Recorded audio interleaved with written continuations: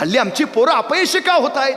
परवा आमच्या गावातली 4 पोरं एकत्र आली. म्हणले नोकऱ्या तर नाहीत, काहीतरी उद्योगधंदा चालू केला पाहिजे. बराच वेळ चौघांनी विचार केला. म्हणले कुठला उद्योग करूया? मग एक जण म्हणला आपल्या गावचं स्टँड जरा गावाच्या बाहेर आहे, माणसं एसटीतनं उतरतात आणि 2 किलोमीटर चालत गावात येतात. आपण जर रिक्षा घेतली तर व्यवसाय जोरात चालेल. लगेच ठरलं. चौघांनी पैसे काढले, चौघात मिळून एक रिक्षा घेतली, नवी कोरी रिक्षा. त्यांनी बस स्टँडवर उभा केली, रिक्षा बस स्टँडवर उभा केली. तसे चौघातली 3 रिक्षात मागं बसले आणि चौथा पुढं बसला.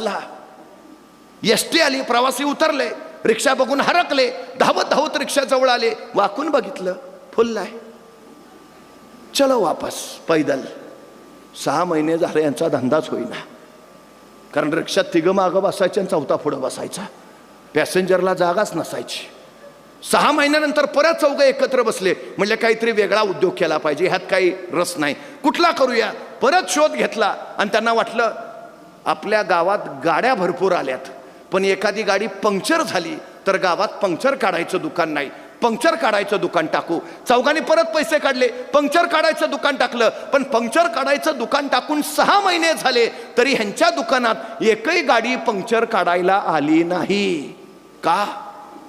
कारण ह्यांनी पंक्चर काढायचं दुकान 4थ्या मजल्यावर टाकलं होतं. काय करताय, कुठं करताय, कसं करताय, कधी करताय?